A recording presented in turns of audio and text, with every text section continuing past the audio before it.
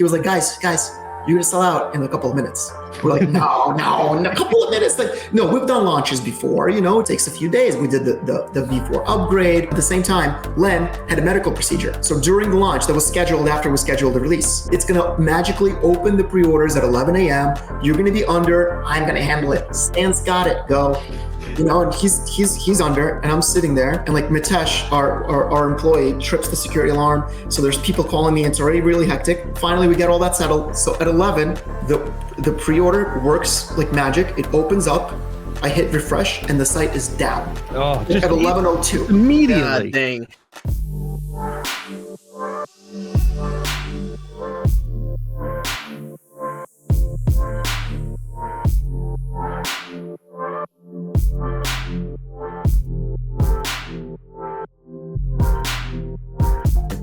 Okay, we're live.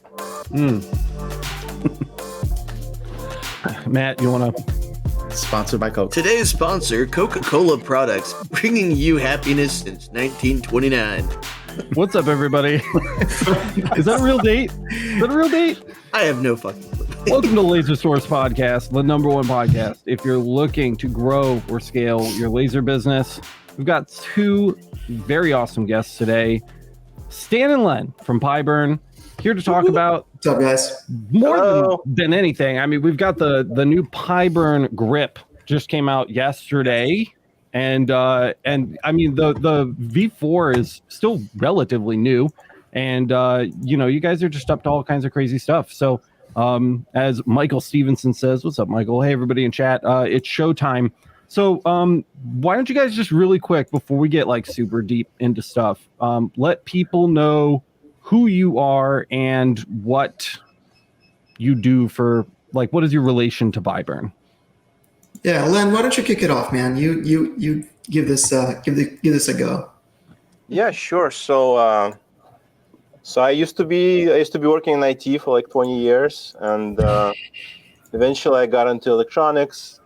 And then I got into laser because I needed to make enclosures for my projects. So I got into laser cutting. I got my first laser, then I got my second laser. And eventually I needed the rotary, so I made the PiBurn. Sure, yeah. That's cool. Yeah. Just, yeah, why not? I was going to say, like, 20 years in IT, that's 20 years too long, right? Yeah, I know. It's crazy. Yeah. So you just made so the PiBurn V1. What does that look like in relation to like what we have now, the V4? Like, how much can has you it? show him? You can show him, right? Of course, he's got it just sitting right No, here. he's got a classic one. He's got the You mean V1. this? Oh yeah, look at This that. is the original. Yeah. Yeah, for sure, So sure. Yeah, I made this like in 2018. Mm-hmm. And took me a while to work out courage to do a Kickstarter in 2019. Yeah. So then it went live on Kickstarter. It was unsuccessful, but we still made a product and we started selling them. Screw it. Yeah. Who cares? Yeah. Yep. We're just gonna go. So when I originally thought of making it, I looked what was available, and there wasn't much. There was like some Chinese rotaries on eBay. They basically had no information. Like I didn't know if it's gonna work with my laser. It didn't say what kind of motor it has, what kind of plug, like nothing. And then I looked. There was like expensive ones from laser companies, and they were pretty expensive, but they were completely basic. There was nothing, no stoppers, like no nothing. Yeah. So I Talking thought about to just myself, like these rods, right? Yeah, Hot dog yeah. rollers, they call them hot dogs. The hot Yeah, the dogs, dude. rotaries. Yeah, no good. hot dog rollers. Yeah. So I thought, since I already did something before, I did the Kronos clock project. It was like my talking clock, Arduino based. So I decided to make something from scratch. And when I designed it, I wanted something simple, something that's adjustable. So it definitely had to have a clamp, Right. back stopper, front stopper, so the cup doesn't move.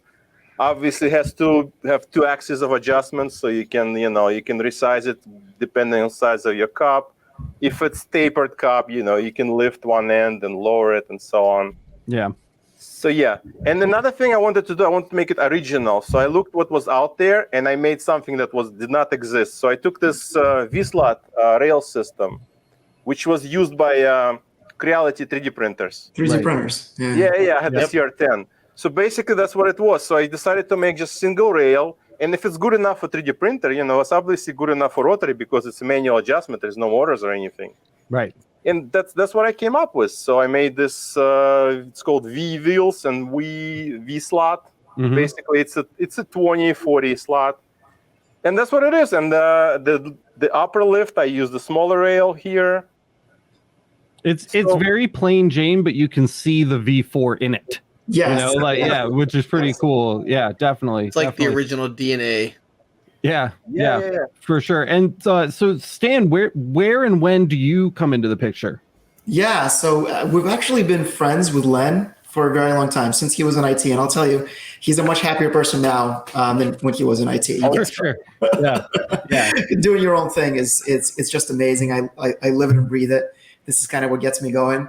So I actually started a business, a fintech business, back in 2007. And that grew fairly well. We grew it. We sold it to a public company. And I had a little bit of time to pursue like a side gig or some things of interest. And I spoke to Len, hey, what are you doing? And he showed me this thing. Mm-hmm. I'm like, what is this? It's like, oh, lasers, blah, blah, blah, rotating cup. I'm like, what is there? Like, does this actually like have a market? Does this thing actually at that point it was version 2 actually. Just no one makes contact. cups. It's just like a thing, just like this monstrosity. No, I had zero clue. And this is just 2 years ago. Yeah. Right? So I'm fairly new to this game. I don't know much about lasers. Len is the brains behind the operation, clearly, as you'll find out more about that. But from a business side, this was really interesting to me. I really like these small niche kind of opportunities where you can really move the needle for people. And when I read the reviews, Mm-hmm. it clicked. Right. When I read the reviews that this is something that makes problems go away, right? That makes people happy, really does, Mm-hmm. right? Mm-hmm. It takes the frustration out of it. It helps them make money, a repeatable income stream. I kept seeing that over and over again. I realized that it's actually quite an impactful little product. And I said, hey, let's do this together. I'll join in the marketing side. We'll partner up and we'll bring this thing to the masses and we'll see just how far we can go. And it's been an awesome blast ever since. Len is my best friend. He's an amazing human being. And it's just we've kind of worked very well together since. Yeah. And yeah, excited for what's ahead. Yeah, that's amazing. And so one of the things that I like to tackle up front, and if you guys caught me chatting with Jason Reif about the Rotoboss, I hit him with this real fast. The PiBurn is expensive. It's an expensive piece of kit. And so I just want to give you guys an opportunity to be like, this is why you want this instead of I know, because I've had crappy rotaries, right? You go on Amazon, you buy the $150 OhmTech one, right? Sorry, OhmTech, you have your place, but you buy the $150 OhmTech one, and it just like, and I'm not technical enough to be able to describe why it doesn't work, but they don't. They have issues, And so when we're looking at the high end of this kind of kit, it can be difficult for consumers to understand. If this is made for $150 elsewhere, why am I spending $600, $700, $800, $900 on this piece of kit? What does the PiBurn do specifically? Let's just regular PiBurn. We'll get to the grip. What does it do specifically that makes it worth the chunk of change that we're asking people to spend on it, right? And how does it do it differently from other products that are similar, that in a way that it makes your life easier? Yeah, that's a great question. And if you don't mind, Len, let me take a shot at it. Okay. And then you jump in, because everything is a partnership here. We set prices together. We run the business together. We make big decisions together. Mm-hmm, mm-hmm. But I'll take a shot at this first. And, that word expensive, like when you say it's expensive, you want to be very clear relative to what? Relative, right. Relative to what? There's a rotary right now that Len and I looked at for $40. And we were just trying to understand how anybody would ever be able to use that in a consistent manner. It's absolutely impossible. It is worse than a paperweight because it's ugly, mm-hmm. and it is not a rotary. Right. So expensive relative to what? The way we think about this business is we always think about the customer. We exist to serve the makers market. We're all about the customer. So even when we tackle a very complicated business decision such as pricing, we think about it from the customer's end. And the customer's end is ROI. It's return on investment.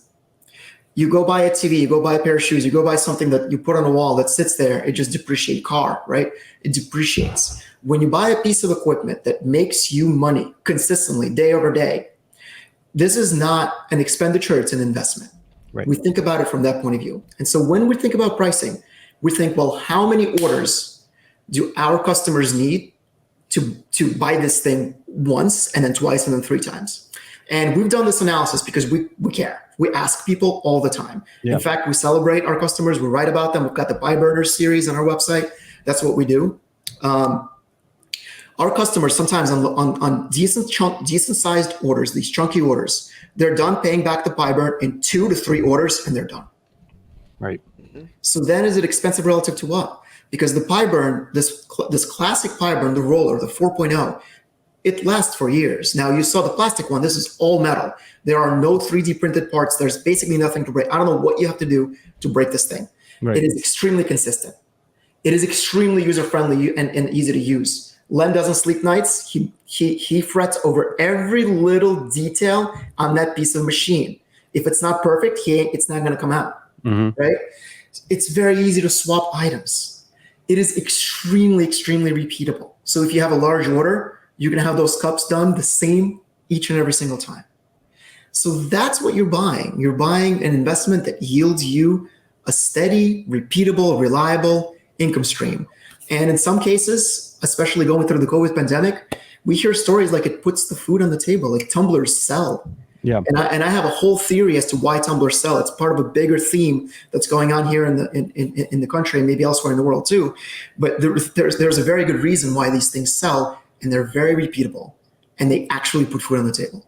Right. So that's the pricing. So you're mentioning, and this might be where Len jumps in, you're mentioning that it is so reliable, it is so repeatable. What does that come down to? Is it a tolerances thing? Is it the motors you're putting in it? What about it physically makes it so trustworthy when you're running 600 cups? How do I know that the first is going to come out the same exact way the 600th one comes out? What's the, and I trade secrets aside, what's the special sauce that makes it just so effective at that? Yeah, it's a little things like you said, the motor, for example.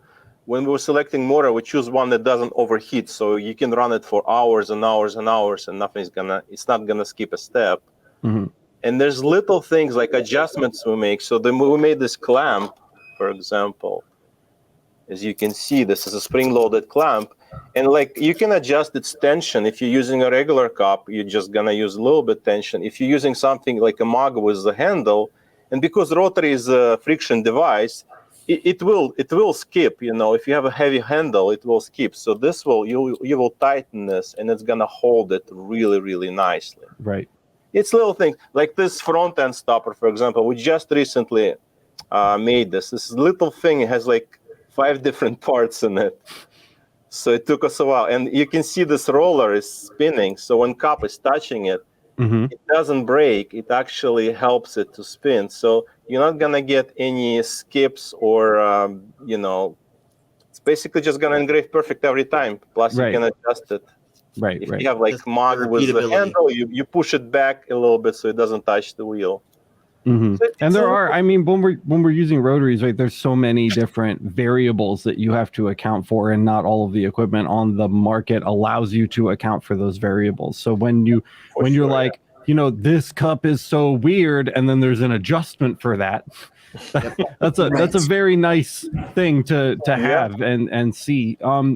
So that's really cool. That's a big one that I actually didn't mention, Alex. That's a really good point. It's the versatility, right? Right. So if you buy a cheaper rotary, you might be able to do a very narrow kind of range of items, maybe the cylinders. But we want our customers to only be limited by their imagination. Right. We literally want them to be able to engrave anything on their laser so that they can offer stuff on Etsy that others just can't. Yeah. And so maybe, go ahead, Matt. I was going to say one thing, and I mentioned this with Jason also. When someone is out there listening to this or trying to figure out, is this a product for me, and trying to figure out how can I use this in my shop, as someone who makes production all the time, like that's where you look at cost versus value, right? And so the thing is, absolutely it costs money, but just like your laser, you don't buy a bad laser. You buy a quality machine that's going to function and work. And that quality is what gets out, the thing. So that's just my thought. So whatever you guys out there in YouTube land think about it, just remember cost, sure, but value that you're going to get from it. Like they said, you could buy this machine multiple times over, because you're able to do that. So just a thought. Yeah. No, absolutely. It makes sense. I mean, we've got a bunch of people, that make the value of the machine over and over again, multiple times in a month. Right. I mean, one of these guys, Jay Uzi on the Thunder, he's originally from Jersey. Now he's in Florida. He's got a couple of acres there, large machines, Thunder machines. He's the Yeti guy, right? He made himself a beautiful little niche. He does phenomenal work, only uses the PiBurn. He had a different rotary, never going back to that one. 500 plus tumblers each month.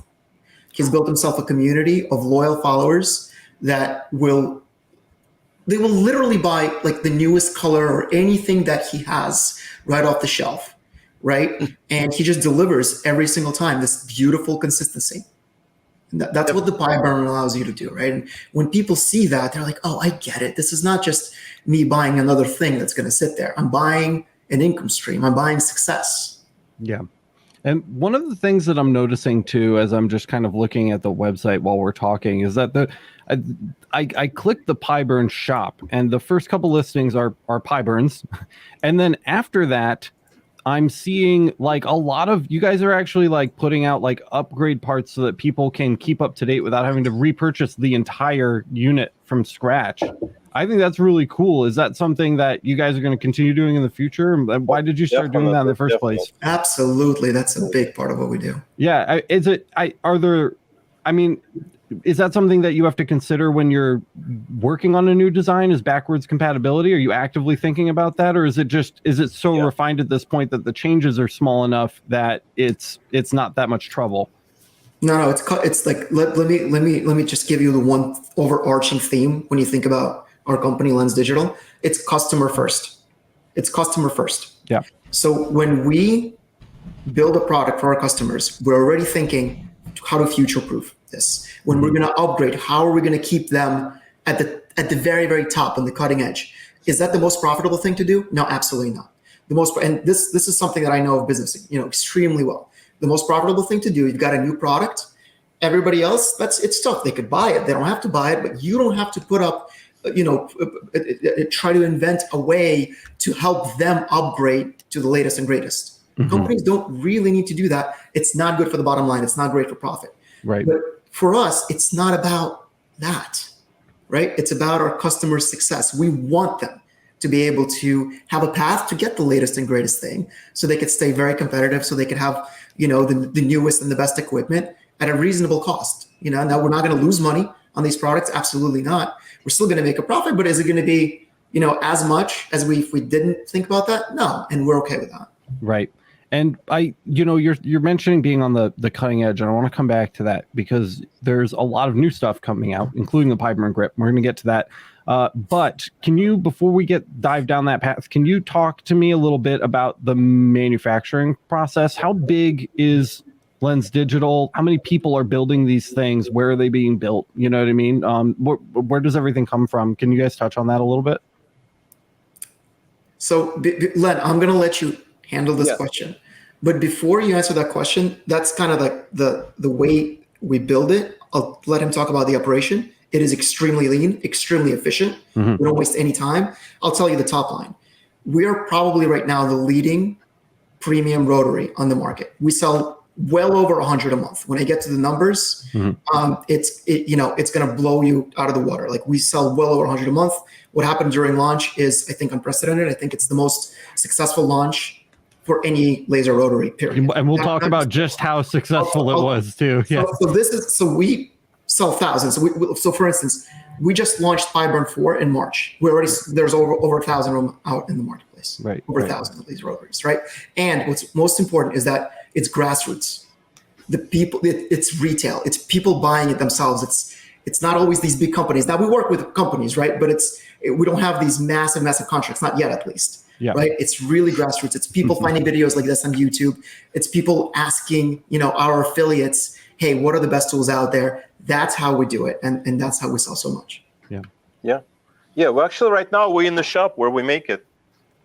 So Oh, cool. Yeah, you're there right now. Yeah, I'm here right now. Oh, I can see you've got the stacks over there under the Yeah, TV, right actually. Yeah. Yeah, This is that's where we cool. assemble them. Stan said he Awesome. never leaves the shop, so I mean, he wasn't lying. For By the way, sure. Lynn twice need help. So it takes about 200 parts to assemble PiBurn. All kind of screws, CNC machine parts, laser cut parts. So everything's assembled here in New Jersey in our office. Mm-hmm. We currently have just one person working with us assembling, but I think we're gonna hire more soon because If you guys are doing 1,000 a month, you're gonna need that, right? It's not 1,000 a month, yeah, but I think that's I wish it we're was gonna test the 1,000. market for that. Yeah. Yeah, for sure. And so when you guys get the parts, how many man hours do you think goes into one unit? Like how many hours is spent actually putting a PiBurn together? Like total between everybody who has their hands on it. So just that pure assembly takes about hour to hour and a half. Nice. Yeah, that's not bad. That is very That's lean. not bad at No all. kidding. It's super lean. Now, there's also testing. We don't let Right. it out without testing. Len has this special machine, Mhm. so it's all got to be perfect. Yeah. But it's super efficient, guys. Like it is a factory there. Yeah. Yeah, I built a tester which it has 5 different plugs. So we test every motor. We wire all the motors here too. So we solder the plugs and we plug it each one and we test it, make sure it's spinning both ways and it works. Mm-hmm. Mm-hmm. And Len sometimes points out, is like, wait, the companies that sell less than us have more people working for them. How's that? Yeah. I'm like, no, don't ask me that question. If you're still alive, we're still surviving. Yeah, you're doing it, right? Stan does the We just don't sleep. Exactly.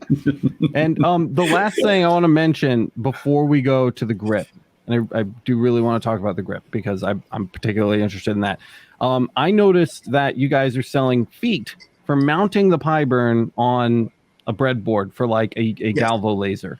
Yeah. You list specifically the fiber laser, but I'm assuming any Galvo laser will work fine. How long have you been eyeballing Galvo lasers? How long have you been using your equipment with them? Because obviously the PiBurn's been being manufactured for far longer for CO2 style lenses. Have you seen success with Galvo lasers? Are they functioning just as well? Is there anything special that people need to know, especially here on Laser Everything, because we are a very Galvo centric market, and that's a big untapped market as well for rollers, right? Rollers and Galvos haven't traditionally kind of been a thing that you would associate with one another.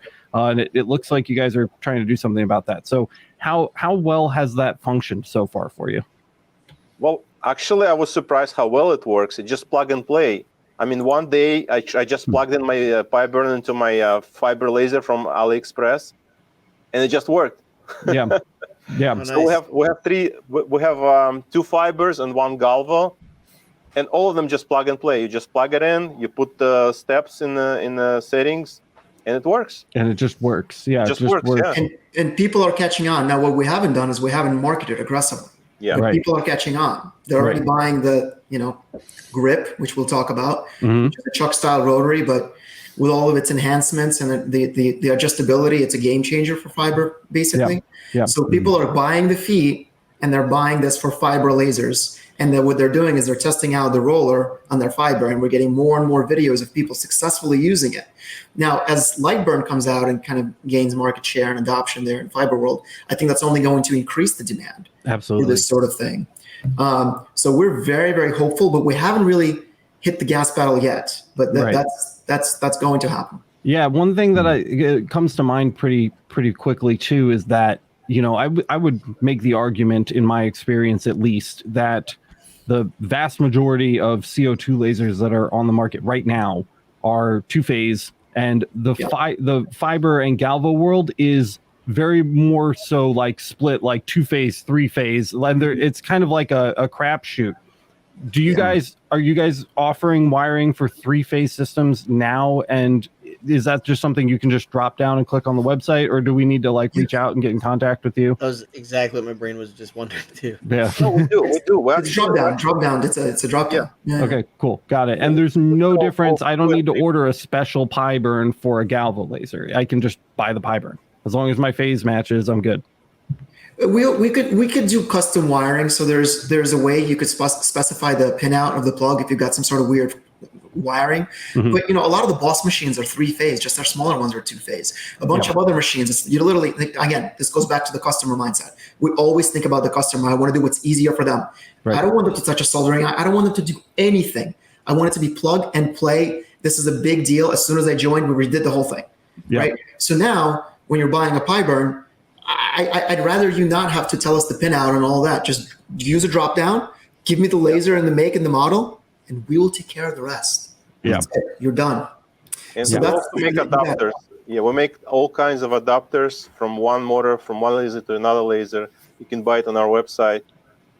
Yeah, and that was actually my next question too. So I'm home for the winter. I don't want to go back to the shop if I don't have to this winter. We're bracing for snow. Buffalo just got 6 feet, so I brought all my machines home. No. I brought all my machines home, and I've got the Ranger behind me. When you guys shop my PiBurn over to me, it's wired up for the Mira, so it's using the 6-pin. This is just a standard 4-pin 2-phase. Is it just a click and buy on the website? Or We'll hook you up. We'll hook you up for you. okay, well, somebody in my position, let me say. So like, because other people I know, so like what people do. Here's a better example. So a lot of people buy like the Mira 7 for their main machine. That's their main rig. But then they go to like an OhmTech and they want like one of the 50-watt desktop units to just do tumblers, right? And that's just their tumbler machine. So how hard is it to, like, what's that how much communication is involved? What do they have to do to be able to jump back and forth between those two different machines? So you just go to a website, you choose the cable, what kind of cable you want, either adapter or extension cord, and then you choose, you want to go from Mira to 2-phase, you want to go from OhmTech to 2-phase, and so on. We have a selection of the products, and you get cable like It is super simple, guys. Yeah. Okay. It is. I mean, you could use this thing on a Mira, plug in your adapter, and then go on a Gavel, go on a fiber. Oh, that's cool. So here's an example. Here's the Mira to 2-phase. So this is 6-pin here, and then this goes into your fiber. Got it. Nice. Gotcha. Well, here, I'll show That's you guys really cool. actually on the adaptability website. on that's sick. I have this pulled up for the PiBurn Grip, and you can actually, it's the drop down to talk about is right here. Yeah, that's it. Yeah. So it tells you everything there. And how'd you hear about them? Might want to mention laser everything. It'd be great. So, I mean, Boyce kind of threw it up there. So what is the PiBurn Grip? Just what's the headline on that? The PiBurn Grip is... It's Len, our version me, of for you. It is. I'll go. Ready? Okay. It is an absolutely game-changing chuck-style rotary that will let you engrave on anything you can imagine, from pens to dog balls. It is a real game changer. I've got a chuck back here that came with my fiber laser that I could literally like crush a geode with. You could kill somebody with that thing, right? Why do I need the grip instead of that? Because this thing was literally made by us from scratch, specifically for the laser engraving function. We didn't go out and borrow this from a lathe machine or from somewhere else where the chuck mechanism is so bulky and so heavy. It's overkill. It's less adjustable. It's not as delicate. So try to do a very thin, champagne flute or a very delicate glass on that big heavy chuck. Right. You might break it. Oh, right. Hey, I wish Lynn was ready to show us something or anything. Oh, wow. Yeah, I'm ready just in case you guys want to see it. He's prepared. I'd love to. I mean, hell yeah, let's go, man. Well, I mean, we can chat. This thing you guys will see. It's an absolute game changer. We're already hearing it from the beta testers. Yeah, and I see you've got the Yeti dog Holy bowl shit. on there. Yeah, It's massive. Oh my God. It's No joke. massive. and it comes. So I can jump from like the like Hydro Flask, for example, or whatever that is in the back, to the dog bowl. I don't need to buy anything extra. It just works that way. And look at the adjustment. He's adjusting it with one hand. With one hand. It's literally like the simplest that's pretty thing in the dope. world. Yeah, and so the other thing that I was thinking, so we have the PiBurn V4, and then we have the PiBurn Grip, and then we have the PiBurn Omni. Is the Omni simply just a V4 that comes with the PiBurn Grip attached? Yes. It is. So I don't lose anything by upgrading my V4 to the Grip rather than just buying the Grip outright, right? Right. It's identical. Right, yeah. No, it comes absolutely. You're absolutely right. No, you nailed it. So Okay. the Omni is just a configuration. We don't even think of it as a standalone product because it's just really the roller with the grip mounted right on top of the wheels. Okay. So what that allows you to do is very quickly go from doing a chuck. Let's say you want to do a couple of pens, you want to engrave those, straight back to your 12-ounce tumblers on a roller if you wanted to do that. Right. And so is there, like, if I buy the grip, right? If I just buy the grip outright, can I buy the other half of the V4 and upgrade my grip to a, you know what I mean? Like, for people that, because I know that a lot of people are just running out and buying the grip, and that's sweet and all, but maybe they want the roller action too. Do they, those people wouldn't want to have to go out and buy a whole V4 because they already technically have half of it, right? So they would. Is that something you've thought about or planned for at all? In theory, but it usually, Alex, works backwards. It works the other way. Yeah, right. We've got thousands of people with the roller. Right. All they want to do is they want to add their capability. Right. So what the way our thought process worked is, let's think about our customers first. It's always that. Let's always that. I don't want to just come up with cool ideas and then not be useful to customers. What do our customers want? Well, they've got the rollers. Now, do they also want the chuck? Do you guys want to do these huge dog bowls? Do you guys want to potentially do jewelry, potentially do pens, potentially do all this other stuff, right? Yes. Oh, just buy this add-on kit. Right. And that is wildfire. Yeah. So the way we launched that thing was, it exceeded our expectations by, it's just an add-on kit. It builds the Omni. That's all it does. It's really nice too. Oops, sorry. Go ahead, bud. Oh, I was just gonna. Mine's really quick, and then I'll let you go, Matt. Yeah. Not to make it sound bad, because it's not bad. It's an accomplishment, if anything. But I heard there were so many pre-orders on the first day, it actually crashed the site. Can we tell you what happened? Do you want? I would love. Yes, please. That's what the podcast is for. I would love to hear the story. So this is, I guess, like, I've seen movies and like startup movies and stuff like that, and I've read about it, and you never think it's ever going to happen to you, ever. Right. Like, this happens somewhere in the universe to somebody. This is not going to happen to us. And so we were thinking, all right, you know what? We're going to test the waters. Let's just sell 100 units. How long do you think it's going to take us to sell 100 units? Yeah. Len is like, maybe a week or two. I'm like, nah, it's going to go in a couple of days.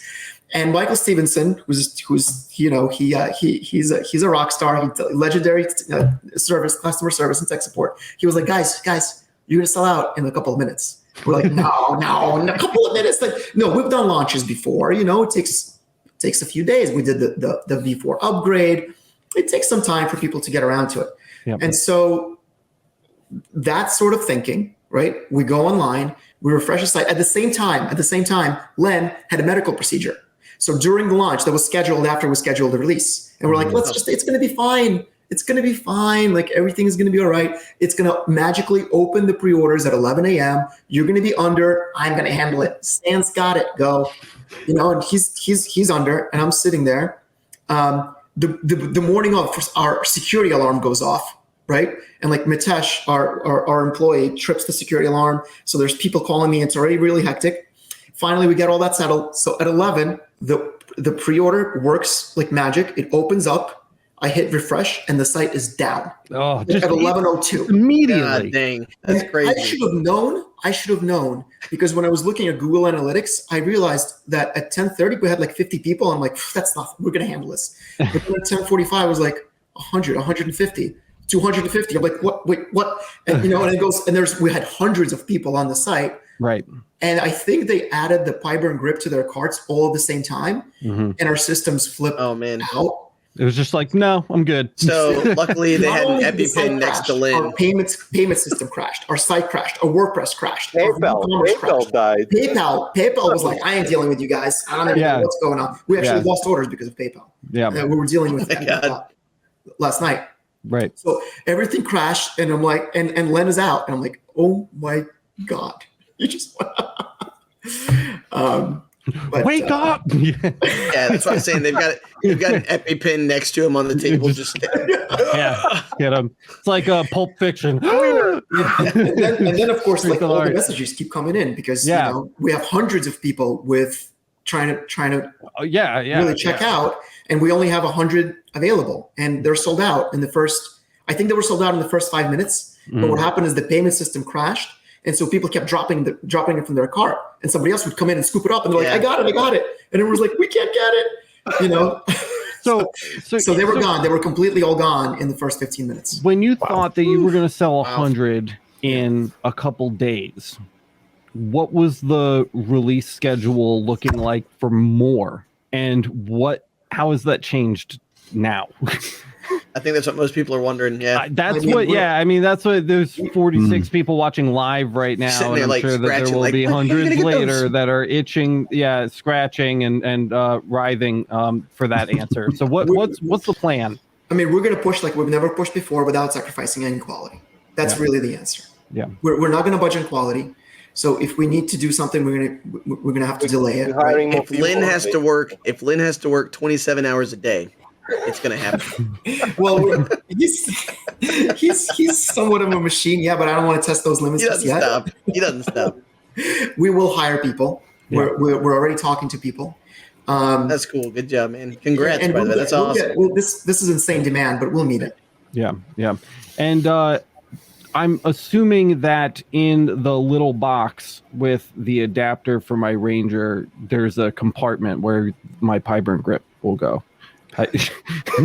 I'm just saying, no pressure. That's what I think Santa's bringing me. What I was going to say about just from hearing about what you guys said, what's really cool about that is someone who has a small shop, like I've only got 400 square feet. The fact that you get that much versatility in a machine, like it's literally just an additional piece that fits in your hand, like in a drawer next to your lenses. That's pretty sick. Yeah, it's pretty impressive. And it's actually like, it's interesting, Matt, you brought that up because people are looking at it also as not just a diversifier for their business and for the things that it can offer, but it's also a backup of sorts because it comes with its own motor, its own plug, right? It's almost a standalone rotary, and the only thing it uses really is the rail and the lift mechanism from the PiBurn. Besides that, it is a full-fledged product. And the pre-sale price for this thing is insane. It's $395, right? Yep. And so what we did after the first 100 were gone, we were kind of like gathering the pieces and dealing with all the inquiries and all the issues that came up. I think we had something like 300 open tickets in the system. People were waiting. We didn't sleep at night. I think I stayed up until 2. I literally passed out while I was messaging somebody. I don't know how late Len stayed up. We don't know. And Mike was there working with us too. Yep. But at the end of the day, we got through it, and we said, you know what? All the people that had it in their cart and the site crashed, that's on us. And what we're going to do is we're going to open it back up at the same exact price, so you don't lose anything. Now, I won't be able to fulfill it in December. We'll fulfill it in February. We have to kick that date back because we just don't have you can at least honor the price. But we're going to honor the price now. And now again, the thinking like that. Any other company would say, why would I give up $20,000, $30,000, $40,000 in profit? Why would I do that? But we weren't thinking like that. We were like, what is the right thing to do for our customers? What is the right thing to do for our customers? Yeah. Should we honor it? Yes. Some of the blame is on us, right? It's our systems. Could we have better tech stack? Yes. And it can go on and on and on. PayPal. It's you, PayPal.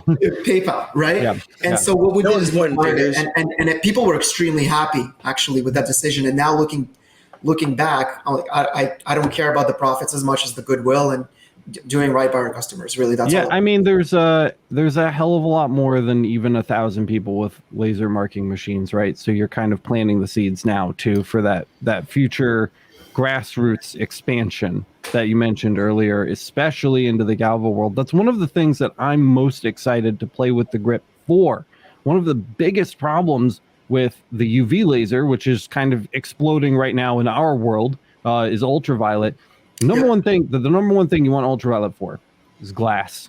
And the absolute last thing that you want to stick in one of those tank chuck rotaries is glass. I mean, you see glass, right? the one like Newton, like micro Newton, too much pressure, and the glass just explodes. It's just not made for that. Yeah, exactly. That's why we made this thing. Exactly for that reason. Yeah, and that's what I really want to do with it. I really want to hook that up to my UV. Yeah. Like looking Oh, at you're gonna love it. Lynn. You're gonna absolutely love it. Those fingers are padded. They're Yeah. rubber. Okay, that's what I was wondering. They're There we go. Silicone. It's a silicone There we tubing, so they're very soft, Right, but they also hold it really well. right. And how does it handle the back end weight too? Because I'd love to see that giant mug with the big handle on it. Because one of the things that That's the beer mug? That's a stein. That's a Bowl, beer stein. And I don't think it's bowl is circular, by the way. Like, it's huge. they always seem to the asses of these essentially are so heavy, right? Like It's really heavy. slip right This is off. like I can tell you right now, this weighs. Let me see how much this thing weighs. Because By what the a lot of way- people try to do with the crappy chucks This is 3 pounds. Yeah, Almost Holy crap! 2.9, 2 pounds, She's thick. 9 ounces. Yeah. right. And they'll try to like tape over the chucks, or like use rubber bands or something. Yeah, but there's the like, that's a glasses, brush solution. the glasses are just too heavy. Right. They're just too heavy. So for sure. And that's where the other half of the PiBurn comes Yeah. in. Exactly. You need I that. love You need it. for this heavy. You need You this need for that. this. Yeah. Right. But that's But something look you're at not gonna. That's something you're not Oh, gonna yeah. find with the traditional Nice. like Chinese tank chucks. This thing is a dream. I mean, the people that are like I said, we had a couple of beta testers. We were very careful about this release, guys. Like, Yeah. the Chuck system is a new system for us, and we don't want to mess up. Right. So we tested this ad nauseum.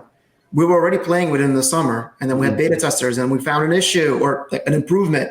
We had to do the whole process all over again. That's months. Yeah. And now we finally have beta testers, and the beta testers are like, "You're ready. Just stop. You guys are ready. It's amazing. You put this thing in a fiber laser, and it's the only way I can do the glass that I want to do. Right. There's no other way for me. Yeah. And is the drive on the chuck, is it 1-to-1 or is it geared? It's 1-to-1. It's Direct. 1-to-1. It's Okay. direct. Yeah. Beautiful. No chains, no belts, no nothing. Not just And another question I had, one of my favorite early rotaries was the Mansfield, because when I was new and I didn't know what I was doing, the Mansfield has the steps for rotation literally engraved on the center rail. How do we have to do the math when we pick up a PiBurn, like a V4, to figure out like the gear ratio and the wheel diameter and like all that? I mean, like every different item. how much? Yeah, how much math is involved, or is there is there anything that like Makes it universal. Yeah, thank you. oh, that's you, Len. I ain't talking about that. Well, And we we do It's have, like Yeah. we do have settings coat. listed in the manual. A lot of laser manufacturers actually they're including the configuration file for the light burn, specifically for PiBurn. Mhm. It's like Ian, for example, sends it to customer. You get it on the USB stick. Yeah, we do have listed in the manual for every machine known to us. Mhm. But also there's just a formula. It's basically whatever your driver's steps per rotation set, just multiply by 2.4, and that's our gear ratio. right. So that's for the roller. Now the PiBurn the grip, the PiBurn grip changes the game a little bit. right. Yeah. You don't need the wheel. Because There's it's no 1-to-1. wheel. So it's just what's your Yes. stepper driver set to? They That's can it. match. That's Have a it. nice day. Yeah. Oh, that's Yep. wonderful. It's so sweet. Yeah, no changing steps. You just measure the diameter of whatever it is you're doing, throw it on there, and you're done. So you do have to change the diameter for every object. Right. Yes.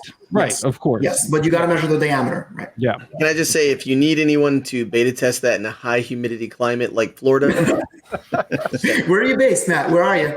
Tampa, so way down in the swamp. Nice. So we've got Jay, who's out in Florida. He's Yeah, I know. pretty human. Yeah, he's amazing. He's Matt amazing. knew the answer to that question before. I already knew. Listen, We've got just amazing like you data. guys. You know, I try to think Emily about the that bottom Model Laser line. has one. She's awesome. I'll share with That's you, Matt. awesome, dude. I'll send you mine when I'm done with it. Whoop whoop.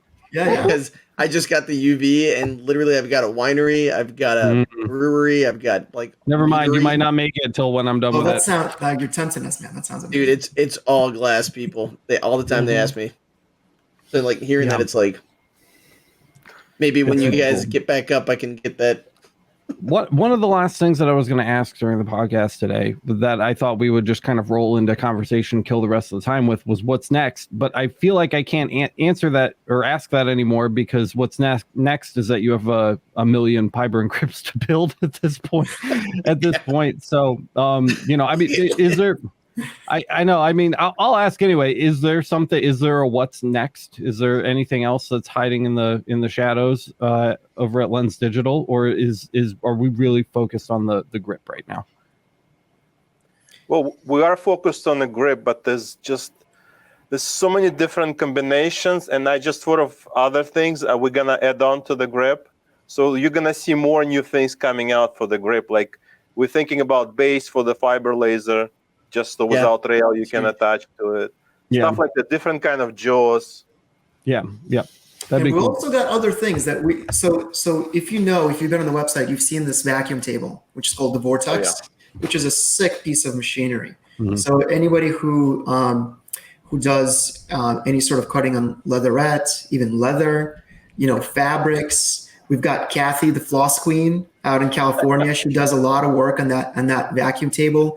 Hope Yoder is using it in her classes. Mm-hmm. So that is another thing that's really come a long way. It's gone through our R&D steps, and it is pretty incredible. All right. So anything that wants to warp, like cardstock, or we use it actually to cut cork for the PiBurn feet, the magnetic feet. If you take a look at your 4, Alex, you'll see those magnetic feet. So cork wants to warp and wants to stay up like this, and it's not even, and then the slightest movement is going to screw you up, right? So the vacuum table makes all that go away. Where is the vacuum table? Why am I not seeing this right now? Really cool product. Is it? I got it. Oh, you got it. That's it. Yeah. The Vortex. Interesting. I have not hasn't that been around for a while, right? Before. Oh, you don't understand what we had to go through to get the mesh right. I mean, it's all custom made. This thing is absolutely 100% custom made. So I can just chuck this into like the Mira. Like, That's what you do. You chuck it into a Mira, you chuck it into a Boss, you chuck it into anything. There's no compatibility issue. What are the dimensions on something like this? If you scroll down, you'll see. Yeah, I think it's 24 by 14. 14 by 14. Nice. And you can just cut right through it. Just like a regular honeycomb table. You don't have to take any special care or precautions. I specifically designed it out of metal. Everything is metal. Mm-hmm. So you cannot damage it. Yeah, that is cool. I did not even know that existed. For acrylics, like the 1/16 acrylics that love to bow up and stuff, that would be so dope. Yeah. So the really, really thin stuff, and I've heard even people do like very thin plywood.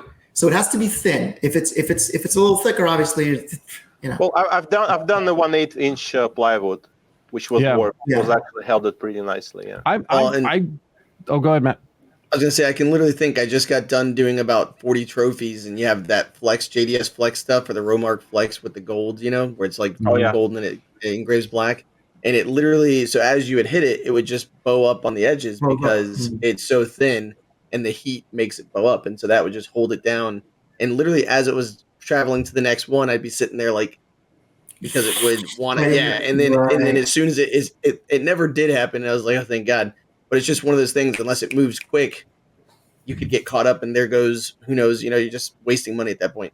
And you're not the only one with the problem. Like, that's what Len does. He wants to solve these problems to just alleviate that frustration and let you do more stuff. That's what we're about. My mind on that Vortex goes immediately to that. Before the show, I was telling everybody how I'm reviewing the X tool right now, and it's just a it's a diode, and I would love that right now. I get a sense of how this review is going to go. It's for diode. It's fair. It's a little expensive for what. But he's used to fiber that's like 5,000 millimeters a second. Yeah, I'm trying to be objective here, Matt, and so that would be really cool for sure. Now I'm kind of reeling. Is 14 by 20 something that fits? What's the Glowforge? I mean, I don't know, but what's the Glowforge size? That 14 by 20? Is that the pros are? I don't know, about 20 inches might be too wide for a Glowforge. Yeah, so just wondering. It'll fit in the Ranger. That's all I care about. Yeah, that's what I mean. It's like the smaller ones. What's really cool too is I remember when I first had my little 1420, like the Boss 1420. like literally that would be an awesome thing to put in there because I tried to do It'll fit right in. Right, and I tried to do those. I actually designed the size to business fit- cards. Yeah, I designed the Good. size to fit exactly into Boss 1420. There you go. Yeah, and it's a great perfect startup for business machine. cards. It's perfect for that. It'll fit snugly. It'll take the whole bed, but it'll fit snugly, and you can do the business cards. But and that's exactly what happened. Is it was moving so fast because you have to. I mean, the speed and the settings for it's fast. So like I was hitting them, and that's exactly what happened. Is it would just shift just a tiny bit, but that's all it took. And it's like, well, there you go. There goes 20 cards. Damn it. Can you guys replace this for me? Oh man, I need. that looks like a serious piece of kit, as you call it. Yeah, for real. I would love some diode connectors. What is that? on the end of That's the PiBurn? This is the YRR 2.0 that comes. That doesn't even come with it, but this is the Ortur's take on a rotary for their diodes. If I could plug a PiBurn into a diode laser, that would be very nice. That's a lot. That's a big. It's a smaller motor, right? It's the NEMA 17, not the 23. So yeah, it's a 17, and it's but it's just a stepper motor, right? I mean that. Yeah. It works. I already have a plug, and I actually tested it on X-Tool. Mm-hmm. Works beautifully. Nice. Well, I think I need a video for that. Is that? Would you recommend that we look at that market? So as you think about the market, maybe I'll ask this question from you guys, the experts. As we think about, we plan out our expansion and what we're going to do. We think about fiber and galvo and diode. What do you think? The galvo market is wholly untapped and blowing up right now. Galvos in general, that's fiber, CO2 galvo. You have a D60, UV. a D80, and a D100 is usually what you always hear about. And now there's a couple of things that you can add on. There's a couple of extension pieces, but even then, it's that. Yeah, and the other thing, so people that often people that buy diodes do so because they want to start now. They don't want to wait until they can save up $6,000. Right. They want to start now, but they do it and they use these rotaries and they do tumbler orders. They do it. I don't know why or how. I don't certainly have the patience for that, but they do, and they're making money and they're buying mirrors with the profits. You know what I mean? So that's happening. It seems like a no-brainer to just make connectors, right? Because all you're doing is plugging it into the motherboard, all you need is an adapter, right? That's it. So if you just manufacture a couple adapters and make them available, then that's a whole billion other PiBurn customers that you can have in a snap, because they're spending $200 to $1,200 on their diode laser. And then another 800 on a PiBurn is like whatever, and it's still a quarter or half the price of a starter CO2. So I think that logically that makes sense. I think you can justify that purchase, though the diodes are inexpensive. I think you can justify that purchase. And while I've been playing with them, because it's kind of been like diode month right now, they're wholly impressive, and I can see why somebody would want that. And this needs to. I don't ever want to look at this again. Yeah, this is the worst thing I've ever seen in my entire life. Did you see what? Did you see what Kathy Ray said? Is that a pasta roller? Yeah, it's a pasta roller. In order to look at this, this is going to drive you guys crazy. Here's your hot dogs. Yeah. Right. If I want to space these hot dogs out, what do you do? You see, so you move them along the ridges here. Bro. Oh, it's got the jaws, the ridges. Yeah. But you've got screws on the front that you have to undo, and in order to do that, you have to jam. I don't even know if I can barely get you have to jam. Come on now, focus right.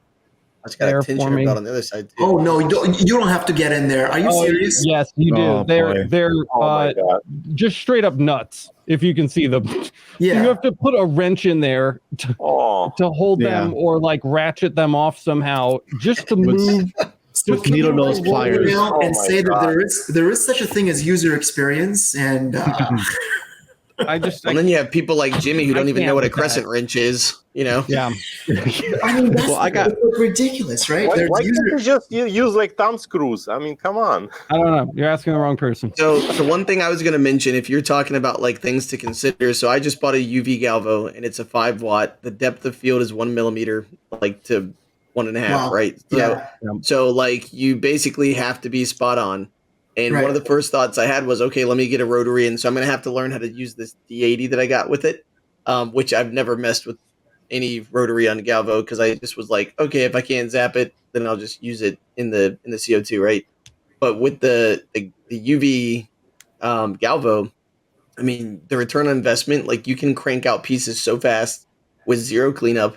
And so it's one of those things to think about. Like I'm literally sitting there thinking about, okay, what can make this easier on my end and make it something that's repeatable, like you said, because if I can get 100 glass order, like I already went literally in one night, I went to a bar and was talking to the people and they're like, hey, we could get 50 glasses from you. I went to the winery three doors down and they're like, we could do 100 glasses for like $5 a piece.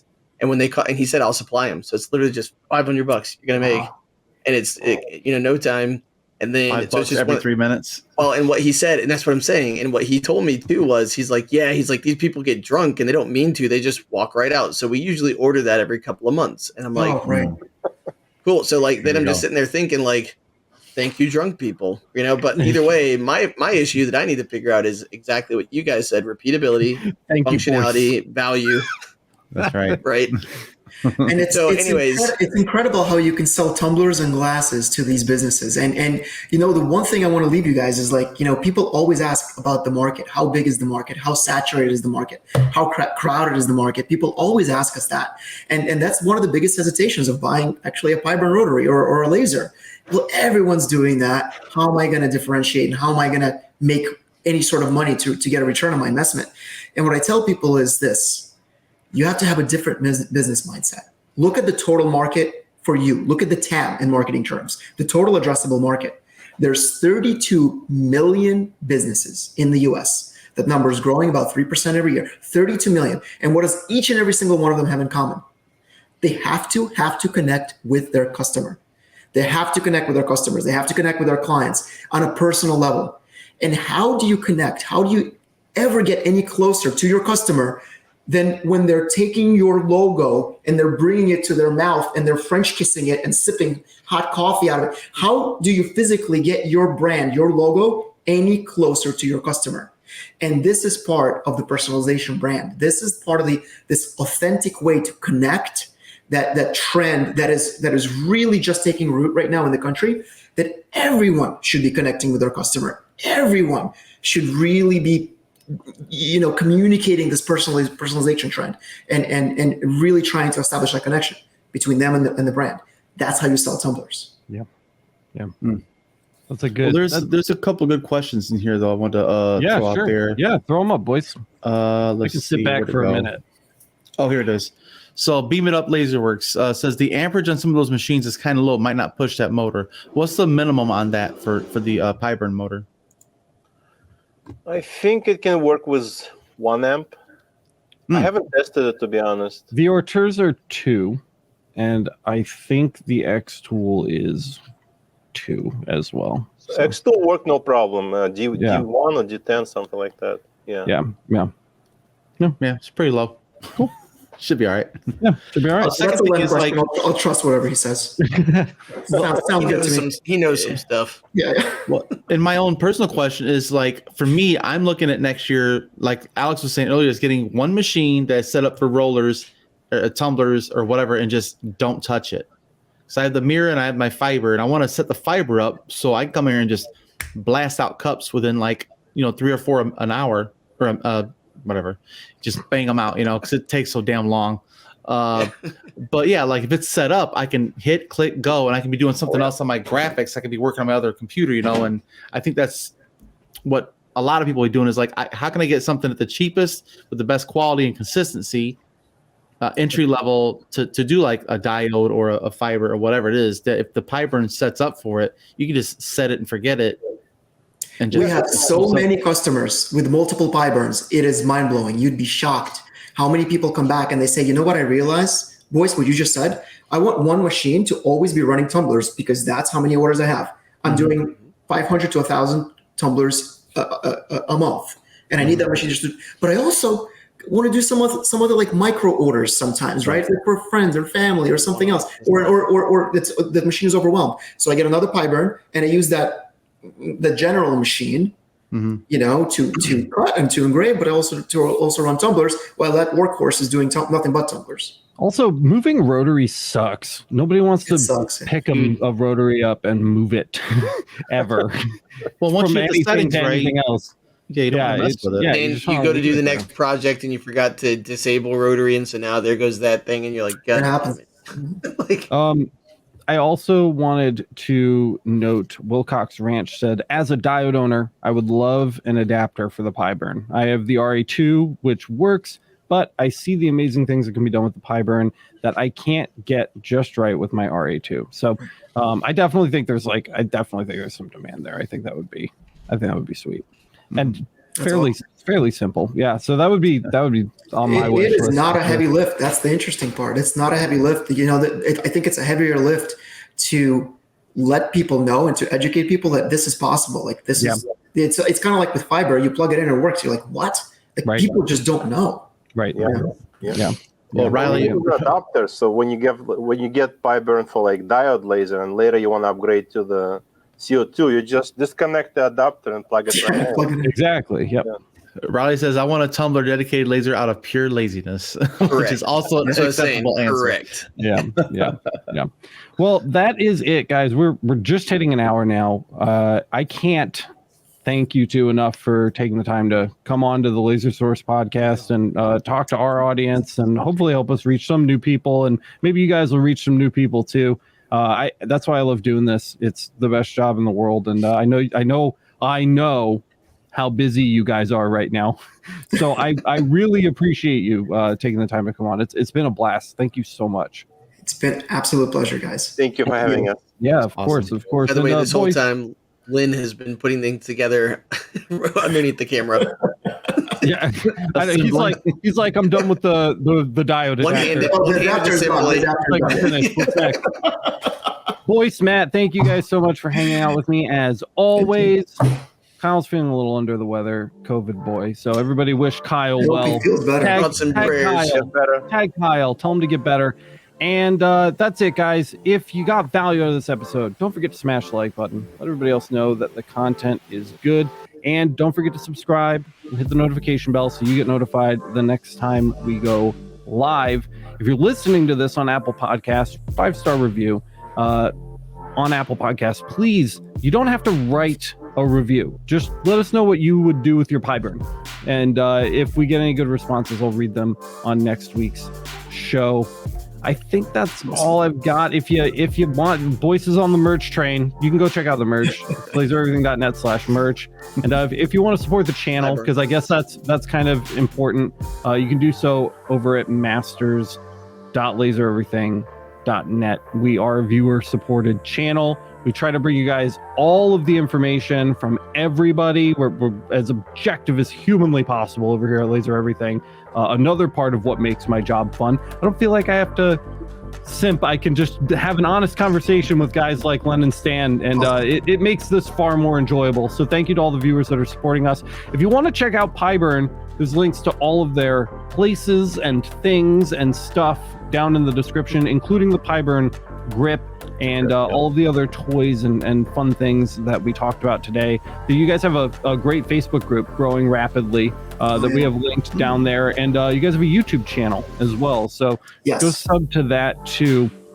And I think that's all I've got. So one last time, Len, Stan, thank you guys so much. It's been an absolute pleasure. You guys are absolutely awesome. Thank you. Thank you guys. Enjoyed immensely.